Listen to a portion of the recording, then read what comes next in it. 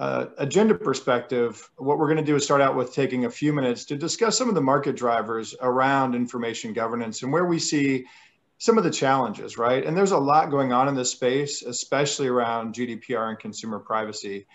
And as we dig down into more details in the discussion, sometimes it's easy to miss the forest for the trees. So we thought a list of some of these broad themes that Peggy and Jan and I have kind of talked about and agreed upon would be a good starting point for us. And then we've also spent some time, the three of us, just kind of discussing governance projects in general and what we're seeing out there and what we're working on with organizations. And we've identified three key themes that just seem to come up over and over again in the projects and the organizations that we work with. And what we've decided to do is take each of those and just make them into a discussion topic for today. So you can see them listed here: sensitive data sprawl, classifying entities and documents, and then also automating governance actions. So we'll be dedicating some time into each one of these as we move forward, and looking forward to our session here today. So as we think about market drivers, right? Obviously, consumer privacy and GDPR is taking the forefront in the spotlight around conversations that are now happening around governance. When we say privacy-aware governance, the idea here is, first off, really being able to gain awareness of all of the personal information and sensitive information that you have in your enterprise. And that's one side of the coin. And the other side of the coin then is being able to take action on that and make sure that you're governing it properly. So in my experience, companies move fast, right? We set goals around projects. We work hard to accomplish those goals. We have tight time frames. And then we're on to the next round of challenges and projects and so forth. And a lot of focus on profitability, on market share and cost reduction with the projects that we all work on, right? And in this type of environment, having time available or time dedicated to kind of the house cleaning and organizing, a lot of times is just lower on the priority list. And I think as we think about GDPR and consumer privacy, it really points out some of our greatest weaknesses around how we are managing data, managing documents, and thinking about customer information.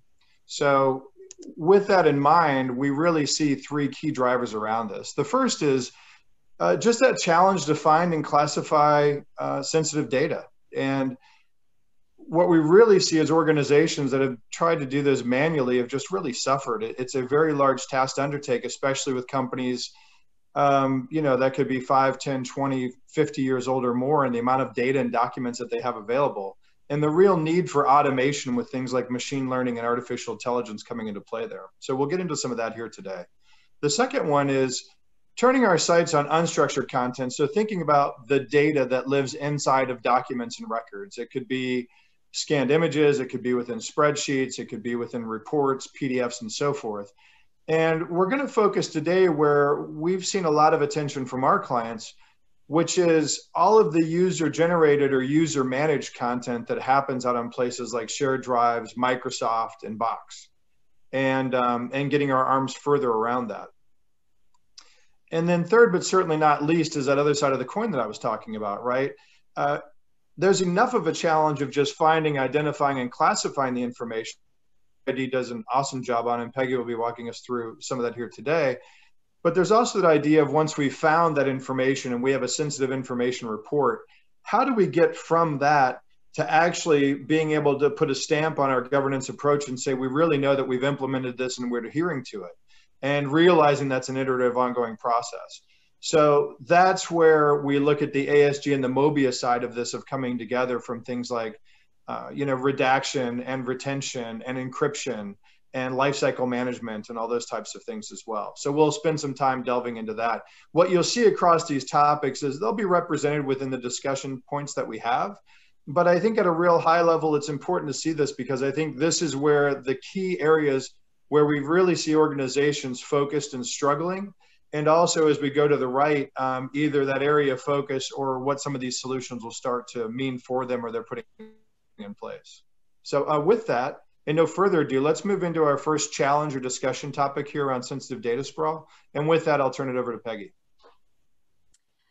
Thank you, Greg. I'm also really excited to be here today. Not only am I speaking from Big ID, I've also been a data practitioner on the side before Big ID, so I really understand a lot of the struggles that many of you in the audience today are facing. So We really laid out these webinar today with 3 main chapters. So the first topic is really around the sensitive data sprawl. So being able to, let's take a big picture approach. Like, what is the challenge with really being able to find and identify your sensitive data? This could be confidential data. This could be personal identifiable information. And really that information we see spread across your data ecosystem, really in your unstructured. So really want to get a sense of where people are in this topic. So I think, Sonia, we have a first poll that we'll like to kick off on this topic discussion. Thank you very much, Peggy. Yes, that is correct. In a couple of seconds, you will see a little pop-up window coming up. And this is just a first question we would like to address to you. And of course, we will leave it open. So Peter, if you could just pull up the poll, that would be great. And of course, as mentioned before, it will be totally anonymous and we cannot capture your feedback. So I'm just going to help bringing up the polls. And there it is already. Brilliant. So the question is, so where are you with compliance for sensitive information residing on shared drives, Microsoft and Box? So is it phase 1 just getting started, or phase 2 finish defining governance policies, or phase 3 performing e-discovery of sensitive information, or phase 4 migration, redaction and retention? So just of course take your time reading through it, and thanks for contributing the first answers. And this, we're really keen to get your feedback on this. Therefore, we just remain the poll open a little bit longer, and later, of course, we're going to share the results so everybody can see what you and your peers and which phase you're at the moment. So thank you very much. There's more to come. Brilliant. That's going to say we just leave it open for a bit more seconds. So don't. Great. Okay, interesting. Okay. I'm really excited to see what folks are saying. Anyway, you will be there in a minute, because sometimes, yeah, it's good. More coming in. Brilliant. Oh, cool. Well, we just leave it open 15 seconds longer so that we have 1.5 minutes, and we'll close it. But thank you very much for contributing, and interesting though. Okay, I think, yeah. Well, then I'm just going to end the polling. There's one more coming in. Okay, good. So, Peggy, I think here you should see the results now. So phase 3, 50%, 7 people picked it, followed by phase 2B with 43, and then phase 4, and nobody actually clicked on phase 1. Is this something you expected, Peggy, or? This is a very reasonable response, Sonia. I'm very excited to hear that the majority of the folks that responded are between a phase 2, which means that they have the governance policies in place and in order to manage their sensitive data, but also they already started e-discovery solutions, so identifying their sensitive data. So this is fantastic. So I think this is a great audience to have this in-depth conversation with today. So I'm very excited. Brilliant, thank you very much. And actually when we, I think, Peggy, you're seeing a lot of governance projects related especially to unstructured data. What are the common issues you see there, and why do these projects often struggle? Great question, Sonia. And I have 3 ideas here in terms of issues that I personally see in the marketplace when it comes to governance projects. First one is around a data strategy. I think organizations have not really defined their data strategy to include unstructured data. And I think that's tricky because unstructured data predominantly has been really difficult to identify, really difficult to understand, and organizations have a difficult time getting their arms wrapped around it. But if you think of some of the recent statistics, I mean, thinking of organizations, I think more than, I would say 80% of their data is unstructured. I think when it comes to the other 20%, it's data that resides in their relational databases. I think technology teams have a very clear and good understanding of what that data is and where it resides. but the dark data, right? What's the unknown is really how to tackle that. So I think that we see that in organizations. So I want to give one example here. It's actually an American multinational broadcasting company. And obviously they have data centers with, size of terabytes. And they actually spent over 8 months just trying to figure out what their data strategy was going to be for unstructured data. Ultimately, at the end of the day, they decided the strategy was for their box data was going to be for external facing information, and they were going to start saving their O365 data for internal purposes. So figuring out what that strategy is and how to manage that life cycle of these unstructured documents was very important for them.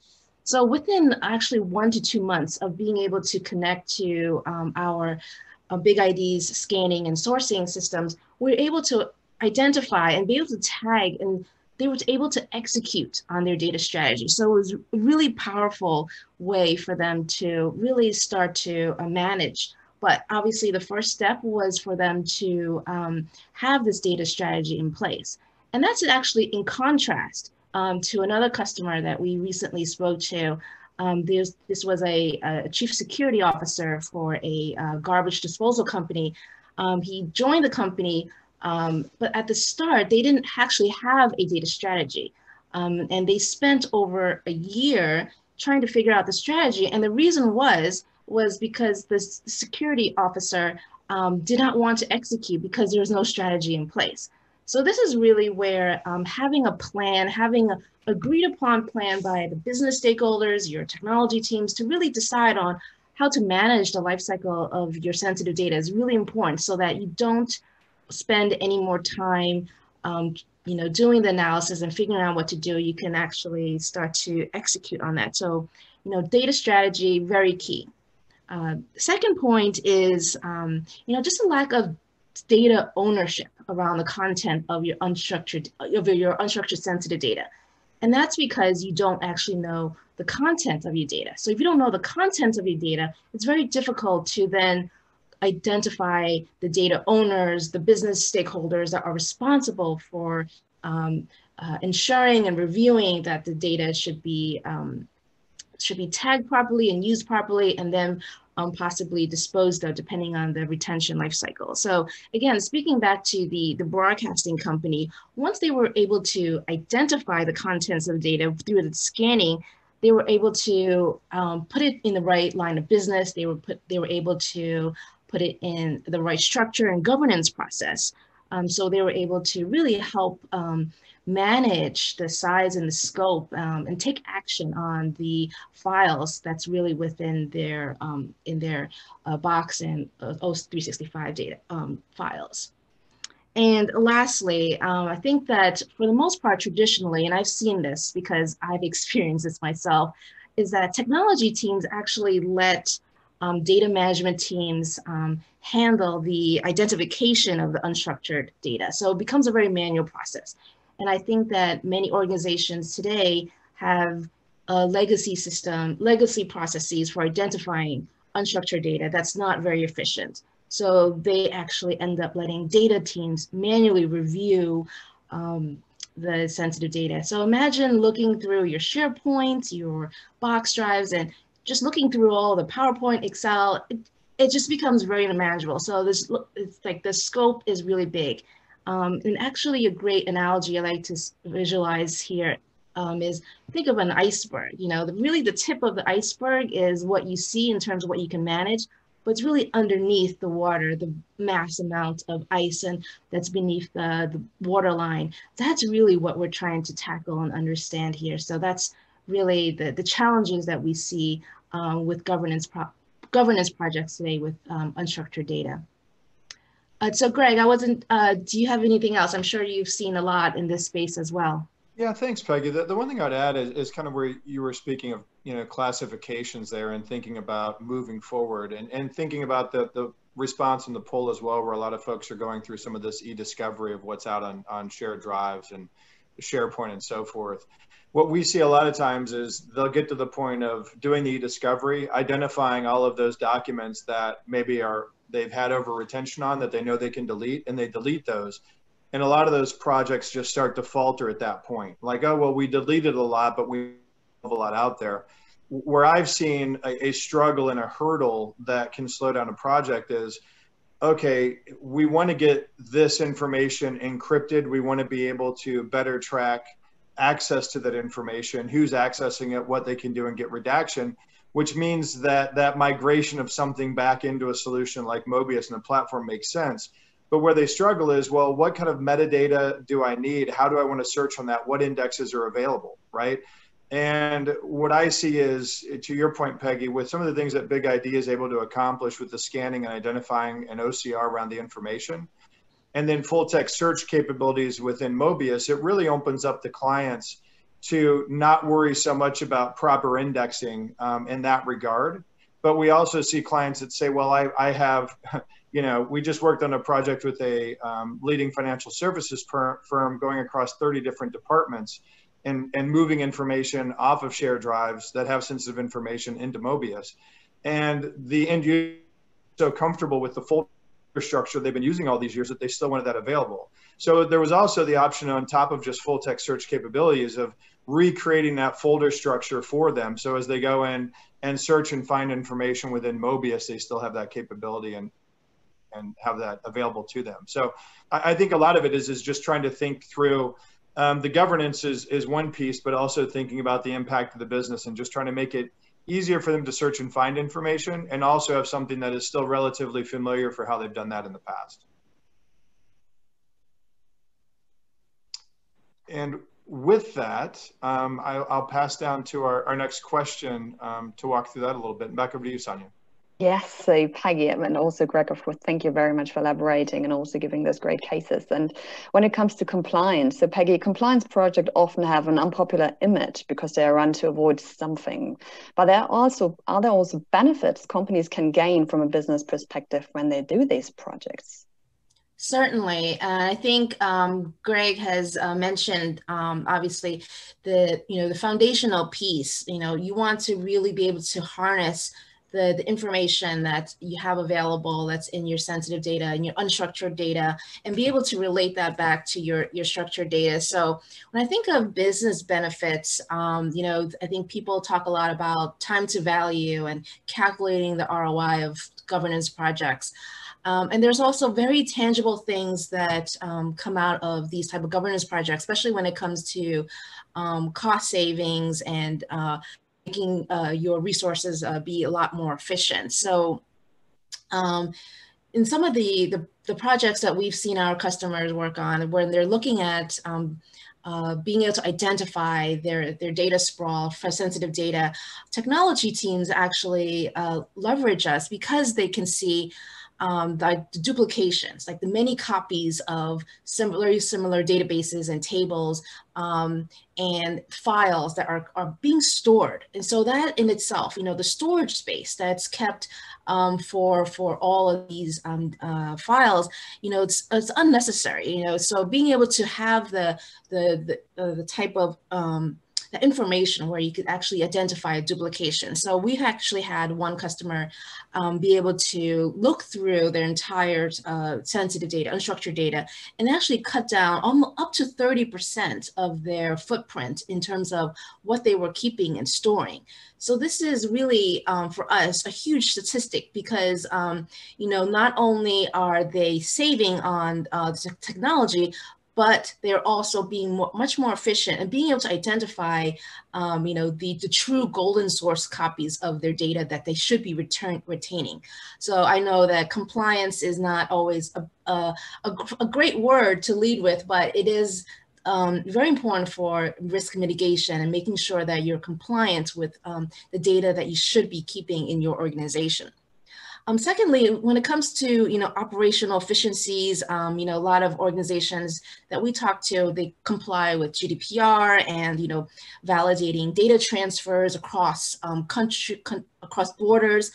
They really want to make sure that they are in compliance and making sure that they're not spending redundant time and processes and efforts in checking and validating the information that's being stored and also being sent. So, from a risk mitigation, this is really important. And we've seen, organizations have over 1 petabytes of information, and being able to scan, identify all that information, especially from an unstructured point of view, it really is an enormous effort in terms of scale and size. And we want to make that more efficiently as possible. And that starts with a foundation of data discovery. Your data catalog must be able to discover, auto-discover, and be able to classify and identify all this information more effectively so that businesses can make the right effective decisions based on the data that they have. So it's really where the starting point for a strong governance foundation, and we're seeing that in many of our customers, so we're pleased to see that. Yeah, one thing, Peggy, I would like to add there too. I mean, I talked a bit about better searching and richer metadata, right? Where a lot of organizations might only have 3 or 4 ways of getting to a particular document or record. With what we're talking about here, it certainly opens that up into full text search capabilities and finding all the data and leveraging in different ways. But I'd also, just thinking about recent projects and conversations that I've been having, this idea of with COVID and now working with diminished staffs and also trying to make the most out of what folks have available, I keep hearing this phrase from CIOs of, we're not looking for applications, we're looking for platforms, right? I don't have the infrastructure to support thousands of different applications. I really need a platform that can do a lot of different things for me. So when I think about the business benefits, I think of global rental worked with a few years ago on a governance project that was around records management and retention. But one thing that really stuck out for that group, which was a big differentiator for ASG, was that we also have federation or unified search capabilities. So the records team was able, when a request comes in, to have one search to search across multiple disparate systems. In this case, we started out with 5 disparate systems that we were hitting. And then the records managers can retrieve all the hit results from all 5 systems, as everything's in one system, gather together, and can go to work on that. Well, if we now turn the clock forward to last year, a couple of years after the project, that rental car company is now very focused on being a data-driven company, and they really want to be mobile first and have all the information available for rental car customers on the mobile device. So whether you're reviewing claims, you're checking your rental preferences, you want to update your credit card information, you're reviewing receipts, award points, all that type of stuff, they want that to appear as if it's all in one system on their mobile app. Well, the Federation platform we put in place a few years ago is now being leveraged for this project as well. So I think from a business benefit side, there's things that happen specifically within a governance project to help with the business. But I also think this idea of a platform that can be leveraged for governance and then also made available to many other parts of an organization, the business side of the house as well, ends up being a much smaller IT footprint, much easier to administer and manage. And then also some great benefits with projects that take off faster because you already have the infrastructure in place. Thanks, Greg. And in the meantime, I think before we go to the next topic, maybe, we have one question from Carl. And the question is, do you address areas of GDPR like subject access requests, right to be forgotten, etc.? And are you seeing things like this being new drivers? So I can answer that. So I think from a Big ID perspective, we were predominantly a privacy. So GDPR is something we address. If you think about our, I'll explain more on the second topic, but the ability to not only scan and profile your unstructured and structured data, we're able to bring in other techniques like classification and correlation. So really be able to tie all the information to one person. So subject access requests, that's something that we can automate end to end. We actually have many customers who have over 500 million identities that need to be tied together. Imagine the time that needs to be taken to find all the personal identifiable information. That's really difficult for technology teams to find through regular expression or through straight coding. So certainly GDPR and in the United States, CCPA compliance, right to be forgotten, automatic reporting, 100% end-to-end privacy compliance is part of our products suite. I would say that as well, and right to be forgotten. I mean, we'll get into that probably a little bit more. I think Jan has some stories to share there, but yeah, certainly around the idea of better life cycle and retention capabilities with right to be forgotten. And to Peggy's point, taking that from a request and then actually having an automated process with workflow capabilities that make sure that we're adhering to the proper processes. And then from an access side, really being able to monitor that access. And I see federation coming into play there. So it isn't just, it's been interesting to see content services evolve really past just the repository piece and more about the middle layer of connecting all these different systems. And so having capabilities with being able to monitor access in that way, of having redaction capabilities and, logging all that information.